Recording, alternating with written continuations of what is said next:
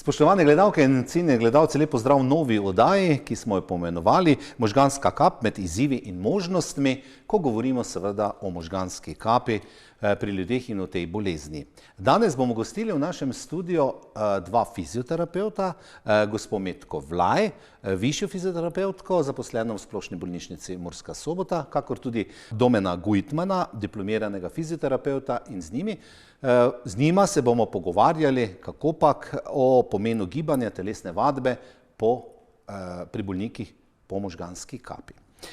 Metka, vi hodite seveda tudi zraven tega, da v bolnišnici opravljate tisto prvo fizioterapijo po možganski kapi, tudi v klub bolnikov z cerebrovaskularno boleznijo v Murski Soboti, kjer opravljate fizioterapijo.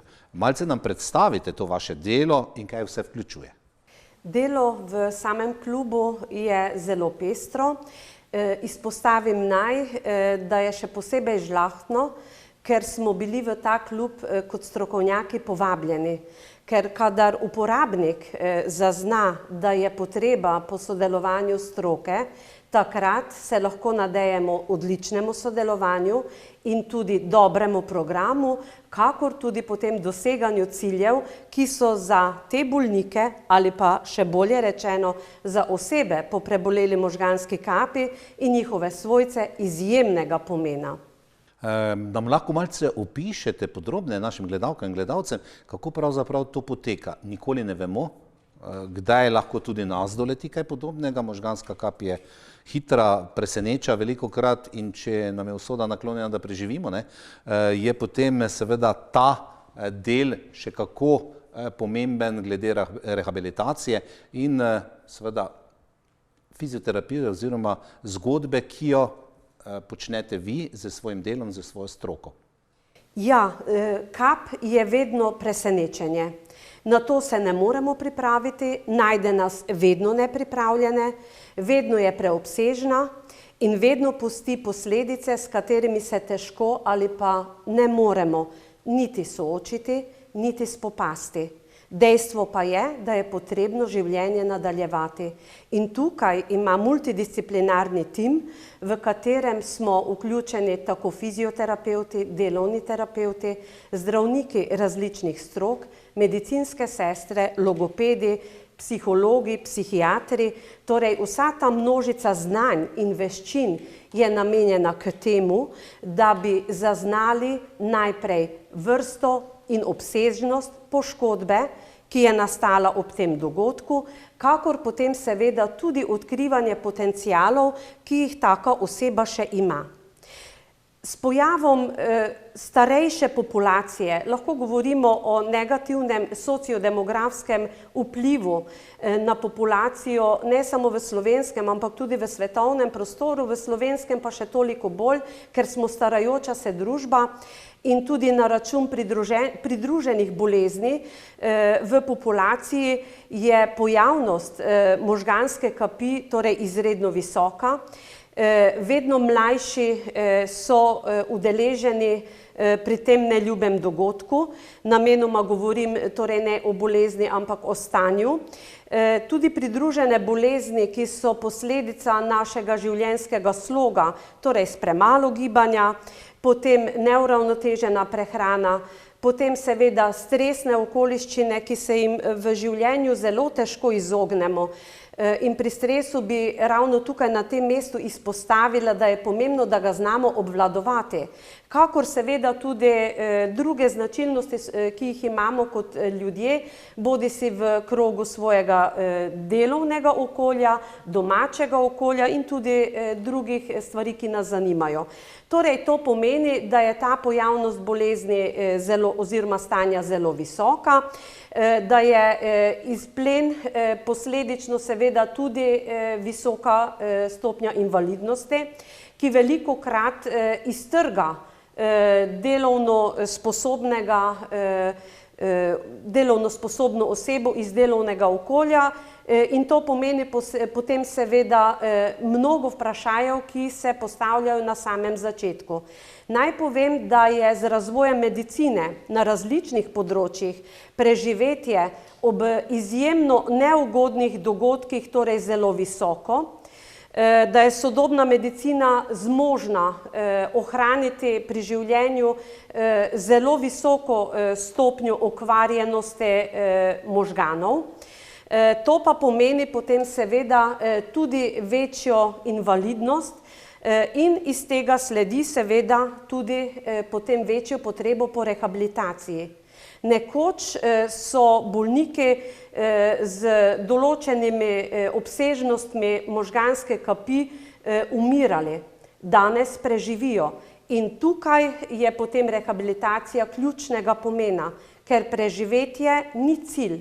Cilj je usvojiti vse tiste zmožnosti in zmogljivosti, ki jih ima posamezna oseba po takem dogodku. Rehabilitacija je tukaj ključnega pomena. Začne se že v intenzivni terapiji. V naši bolnišnici imamo tim strokovnjakov, ki nudi ves suport zdravljenja. Nadaljuje se potem tudi na subakutnih oddelkih in potem seveda, kadar je zdravljenje do neke stopnje zaključeno, nadaljujemo na oddelku postbolnišničnega zdravljenja, kjer se potem take bolniki, take osebe pripravljajo potem na nadaljnjo rehabilitacijo, bodisi v zdravilišču, bodisi pa tudi v naši terciarni ustanovi v Soči, kot jo poznamo v pogovornem jeziku, torej v Ljubljani. Naj povem, da smo fizioterapevti tukaj ne samo ključnega pomena v tem multidisciplinarnem timu, ampak že zelo zgodaj ohranjamo še ohranjene aktivnosti, dajemo podporo tistim zmogljivostim na gibalnem nivoju, ki so še prisotne, hkrati pa s svojimi postopki in pristopi, ki temeljijo na različnih principih in izsledkih raziskav v svetovnem merilu, bomo povedali, v naši bolnišnici se torej trudimo tudi, da se sproti izobražujemo in vključujemo izsledke takšnih znanj torej pri svojem delu. Hkrati pa seveda se že v začetku trudimo, da inhibiramo tiste neželene vzorce, ki lahko kasneje ključno slabo vplivajo na razvoj potencialov, ki jih ima taka oseba, oziroma da lahko potem s poudarkom tako prednosti kot inhibicijo slabosti dosežemo najvišjo stopnjo rehabilitiranosti. Tukaj bi posebej rada izpostavila, da mi kot strokovnjaki, ko se veselimo vsakega uspeha in napredka, ohranjamo to nečutnost, tudi rezale, to občutljivost do vsakega, ki se sreča z primanjkljajem gibanja do te mere, da lahko z motivacijo dosežemo sodelovanje, ki je pri takem našem rehabilitacijskem načrtu izjemnega pomena. Naj povem, da se oseba, ki se sreča s takimi primanjkljaji, nikoli ne razveseli svojega napredka tako zelo kot terapevti. Zakaj? Zato, ker se vedno smatra in želi biti tako, kot je bila pred dogodkom. Žal, to ni mogoče. Zato je ključnega pomena zgodnje razpoznavanje stanja, potem maksimalno vključevanje vseh, ki lahko sodelujejo pri rehabilitaciji, in da se potem bolnik seznani, da je to dolgotrajni proces, lahko govorimo vseživljenjski proces, in če ponotranjimo to, kar želimo bolniku predati, da je to zdaj novi način življenja, ki vključuje prilagoditve, ki vključuje omejitve, ki vključuje možnosti, ki jih imamo, in vključuje tudi frustracije in ovire, s katerimi se srečuje taka oseba pri vključevanju, bodisi v domače, družinsko okolje, lahko tudi partnersko, kar je izjemnega pomena. Ključno je namreč podpora najbližjih, torej partnerja, mogoče staršev oziroma otrok staršem, širše okolice, tako sorodnikov, kakor prijateljev in svojcev, kakor ne nazadnje tudi vse družbe, ki mora ohraniti občutljivost za potrebe oseb, ki imajo specifične potrebe ali oviranosti. Metka Vlaj, višja fizioterapevtka, seveda je pomen, kar se tiče rehabilitacije, oziroma pri pomenu rehabilitacije veliko vlogo igrajo pravzaprav svojci, sorodniki, družina, ki najbolje, da se takoj vključuje v to zgodbo rehabilitacije. Tudi, slišali smo že tudi v naših oddajah, da ni predobro, kot radi rečemo, takšnega bolnika cartati in delati neke stvari namesto njega. Mora se postaviti na svoje noge in se vključevati predvsem v ta del fizioterapije sam in po svojih zmožnostih. Tako je. In zato fizioterapevti govorimo o opolnomočenju svojcev tudi s stališča in vidika fizioterapevta. Kaj to pomeni? Svojci so zelo zgodaj vključeni že v sami bolnišnici, ko prihajajo na obiske. Res, da je zdaj v času korone to nekoliko spremenjeno, smo pa nadomestili to vrstno informiranost preko drugih virov oziroma medijev, ki pa vsekakor ne more nadomestiti neposrednega stika v bolnišnici. Zato skušamo tudi preko drugih oblik to informiranost potem podkrepiti oziroma nadomestiti tako, da so svojce informirani pravočasno, njim razumevajoče in tudi dostopno, posebej tudi z področja gibalnih zmožnosti bolnika. V samem društvu, ko se bolniki vključujejo, imajo za seboj torej že ta akutni del, to grozno spoznanje, ki ga nikoli ne moremo ponotranjiti do polne mere. Imajo za seboj tudi že soočenja s pomanjkljivostmi, na nek način slutijo, da se je njihovo življenje spremenilo in da bo zahtevalo mnogokatero spremembo. Največje soočenje z realnostjo pa pride takrat, ko se bolnik, čeprav z dosežki rehabilitacije, z ohranjeno, podprto gibalno močjo, z ravnotežjem, ki ga lahko ohranja, potem z motivacijo, morebiti tudi z željami, iz kontroliranega okolja, kjer je podpora vseh strokovnjakov maksimalna, vrne v domače okolje, kjer je prilagoditev malo ali jih pa ni, in potem njegovi asistenti postanejo najbližji svojci.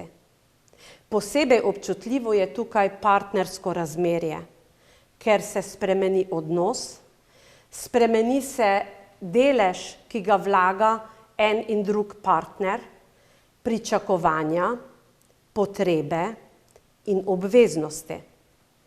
Mi želimo opolnomočiti tako svojca kot bolnika, tako, da jim pokažemo pristope, prijeme, kako pristopiti, da se tak bolnik lahko usede, vstane, obrne v postelji, kako mu nudimo pomoč pri oblačenju, kako mu nudimo pomoč pri izvedbi same gibalne aktivnosti. In takrat svojci, če imajo dovolj podpore, lahko udejanjajo ne samo terapevtski pristop, ampak predvsem partnerske, ker iz tega sledijo potrebe in tudi motivacija. Uporaba pripomočkov v domačem okolju je v prvi fazi silno zaželjena. Mi pa težimo k temu, da izberemo že v času rehabilitacije od najzgodnejšega obdobja do zdravilišča oziroma Soče tiste pripomočke, ki bolniku nudijo podporo ohranjenim funkcijam, morda zamenjujejo manjko gibalne aktivnosti, vsekakor mu pa pomagajo pri samostojnem življenju. Enako morajo o tem biti seznanjeni tudi svojci. Svojce naučimo individualnih, torej osebnih pristopov pri obravnavi ali pri pomoči bolnika in seveda, da na mesto bolnika oziroma svojca ne delajo. Zato je prav, da sodelujeta oba, ker tukaj včasih bolniki razumejo, da se mu ne želi pomagati, da je nerazumljen, hkrati pa svojca stimuliramo k temu, da z neservilnostjo do polne mere spodbujajo svojega najbližjega. Namreč to je proces, ki bo trajal vse življenje. In tudi to je potrebno izpostavljati, da vsako leto po prebolelem dogodku je bolnik starejši, zato ima seveda pravico tudi sprememb staranja, ki pa potem še dodatno razgalijo pomanjkljivost oziroma gibalno oviranost. Tukaj je to potrebno posebej izpostaviti. Hkrati pa seveda tudi, da se ta gibalna oviranost ne prenese v izolacijo, da se omogoči gibanje tako znotraj doma, kakor tudi zunaj doma. Različni vozički in gibalne naprave omogočajo različne transferje, tako znotraj doma, kakor tudi v okolici in nenazadnje vključevanje v življenje bodisi na vasi ali v mestu. Namreč najnovejše ali pa sodobni pristopi urejanja tudi cestne, prometne infrastrukture vključujejo tudi take premostitve, bodisi v višini ali pa glede po varnosti. Ta infrastruktura potem omogoča, da se lahko bolnik kljub gibalni oviranosti z uporabo pripomočkov, bodisi da je to bergla, bodisi da je to hodulja, bodisi da je to voziček na lastni pogon ali na dodatni motor, lahko vključuje v življenjske aktivnosti in ureja vse potrebe, dostopnost torej vseh javnih površin, kakor tudi ustanov to omogoča. Potrebno je preiti bariero stigmatizacije, ki invalidnost v našem okolju še vedno predstavlja kot problem. Sodobna družba, ki vključuje torej tudi gibalno ovirane osebe, je pa potem tista družba, za katero lahko pravimo, da je zdrava in sodobna.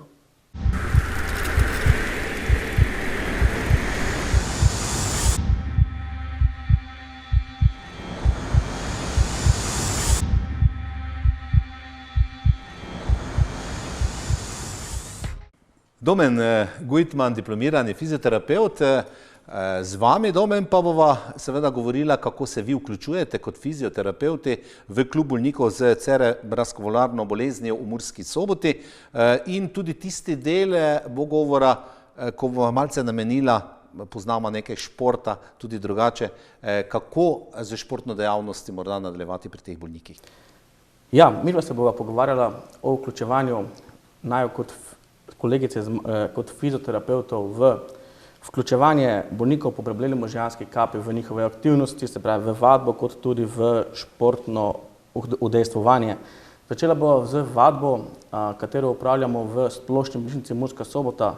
Tam uporabljamo prostore fizioterapije, imamo tam telovadnico, imamo tudi prostore prilagojene za dostop tudi gibalno oviranim osebam, tako lahko pridejo k nam osebe, ki so imajo poleg možganske poškodbe, se pravi možganske kapi, tudi druge poškodbe, druge težave, lahko so dostopni prostori z vozičkom, nekateri pridejo z berglo, nekateri pridejo ponoma samostojno oziroma v spremstvu. Se pravi, ta vadba ni samo vadba. Poleg tega, da se midva ukvarjava z vadbo, se ukvarjava tudi z zdravstveno vzgojo vseh pacientov oziroma bolnikov oziroma sodelujočih, ki hodijo na to vadbo. Se pravi, tudi midva paciente educirava, kako naprej, kako v domačem okolju, kako to vadbo opravljati doma, kako si pomagati.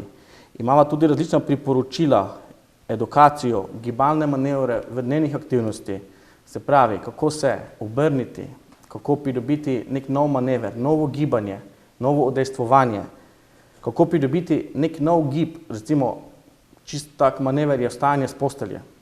Večina ljudi, ki preboli možgansko kap, ima velike težave z obračanjem, z vstajanjem. Midva se usmerjava v to smer, da lahko vsakemu individualno pomagava po njegovih najboljših zmožnostih. Se pravi, kot vemo, cerebrovaskularni inzult povzroči vedno neke posledice. In midva se osredotočimo v to smer, da jim njihove najboljše zmožnosti, ki jih oni lahko dosežejo, pomagava tudi doseči. Tako iščeva različne njihove potencijale, iščeva rešitve za njih, iščeva priporočila, probava inhibirati njihove patološke vzorce, se pravi, vedno se pojavijo po možganski kapi neki vzorci v telesu, katere probava midva do neke mere zmanjšati, se pravi, da jih ne ovirajo v nadaljnjem življenju. Vadba poteka v večini skupinsko, se pravi, pride k nama, pred COVID-om seveda, več oseb, imamo skupinsko vadbo, katera se osredotoča tako na gibljivost, se pravi, delamo različne vaje za povečanje gibljivosti telesa, za povečanje same mišične moči telesa, za pridobitev ravnotežja. Ravnotežje, kot vemo, je velika težava pri pacientih po preboleli možganski kapi. Različne vaje, ki vključujejo pridobitev koordinacije, ter različne vaje, ki tudi vplivajo na pridobitev propriocepcije, se pravi zaznavanja našega telesa v prostoru. Domen, takole izpovedanega ni nekega univerzalnega ključa za fizioterapevte. Morate biti izredno prilagodljivi in postaviti pravo diagnozo sposobnosti, kaj je človek, ki pride do vas, vsak je na drugačnem nivoju, kar se tiče gibljivosti, do vas in potem prirediti nek načrt, nek program, ki ga izvajate vsakemu posamezniku. Torej, skoraj da, kljub temu, da delate v skupini, je to individualna obravnava in sila morate biti fleksibilni pri tem. Tako je, pacienti, ki pridejo k nam, so z različnimi stopnjami okvare. Se pravi, nekateri pridejo, kot sem dejal, na vozičku, nekateri pridejo v spremstvu, nekateri s palico, nekateri ponoma samostojno. In midva, čeprav, ko ste dejali, je vadba skupinska, je ta prilagojena vsakemu posamezniku. Tudi večina te vadbe poteka na blazinah. In tudi večina teh pacientov prej nikoli ni vedela, da sploh zmore priti do blazine. In najin cilj je usmerjen v to, da jim midva pokaževa, da oni zmorejo več, kot dejansko vejo, da zmorejo. Da oni dosežejo neko novo mejo mogočega, oziroma tiste, kar oni mislijo, da je nemogoče. In to je tudi cilj najine vadbe. Ni samo skupinska vadba, delanje na moči, delanje na gibljivosti. Predvsem pridobitev samozavesti vsakega posameznika, da on zmore več, kot dejansko misli, da zmore. Domen, z vidika takole, če se postavim vlogo, da sem bolnik takšen, sem bil poprej en dober športnik ali pa poprečen športnik. Če meni odzamejo šport že tako, potem je zadeva morda z psihološkega vidika še težja. Koliko lahko ti ljudje, bolniki, ki so preživeli možgansko kap, se kasneje in v kakšne oblike pravzaprav športa vključujejo v naši družbi? Seveda, psihološki pritisk je tudi zelo velik. Če se oseba prej redno ukvarja s športom in potem športu jim odzamemo del življenja. Seveda, vsi pacienti imajo različne stopnje okvare. To moramo prvo vedeti, niso vse možganske kapi iste. In vključevanje v šport, seveda, v zgodnji fazi rehabilitacije je izvzeto. V kronični oziroma subkronični fazi se pacienti vključujejo v športe, katere zmorejo. Se pravi, tle ni neke omejitve, ta šport ja, ta šport ne. Seveda tudi skupaj z kolegico upravljamo, tudi smo že hodili z skupino, z društvom na pohode. Upravljamo tudi različne druge dejavnosti. Vedno obstajajo športi, s katerimi se pacient po preboleli možganski kapi lahko ukvarja. Mora pa on sam najprej odkriti svoje dejanske zmožnosti, kaj zmore, ali je zmoren samostojnega stanja, ali samo sedenja, ali ne zmore nobeno od tega. Če je on sposoben samostojnega stanja, imamo že velike možnosti, se pravi, lahko se ukvarja tako s ping-pongom, recimo, kot primer, kot s pikadom, kot novimi športi. Če je zmožen stanja, so opcije ogromne. Se pravi, tudi ena izmed dejavnosti, s katero sva se posluževala z kolegico, je bila uporaba teh različnih fitnesov na prostem. Kot vemo, so zdaj zelo popularni, povsod rastejo fitnesi na prostem. In fitnesi na prostem so idealne stvari, idealne pripomočki za gibanje vsakega posameznika. Tako tudi za bolnike po možganski kapi, čeprav se nekaterim to zdi poln nesmisel. Večina se raje poslužuje dragih programov v različnih ustanovah, vendar fitnes na prostem, kot si vemo, je brezplačen, je na voljo 24 ur na dan, je na voljo v vsakem vremenu. In vsak, ki je zmožen samostojnosti, vsaj toliko, da lahko vsaj sedi, lahko upravlja fitnes na prostem in lahko naredi veliko za sebe in za svoje telo. Tudi mi s kolegico sva uporabljala te stvari, sva pripeljala naše člane društva v tako okolje in moram povedati, da se je stvar zelo obnesla in so bili vsi zelo zadovoljni in dejansko sami tudi presenečeni, koliko dejansko zmorejo. Cenjene gledalke, spoštovani gledalci, za nami je še ena oddaja Možganska kap med izzivi in možnostmi, v katerih vas seznanjamo o tej zahrbtni bolezni, ki je seveda še kako prisotna v naši družbi. Do naslednje oddaje, srečno in zdravo.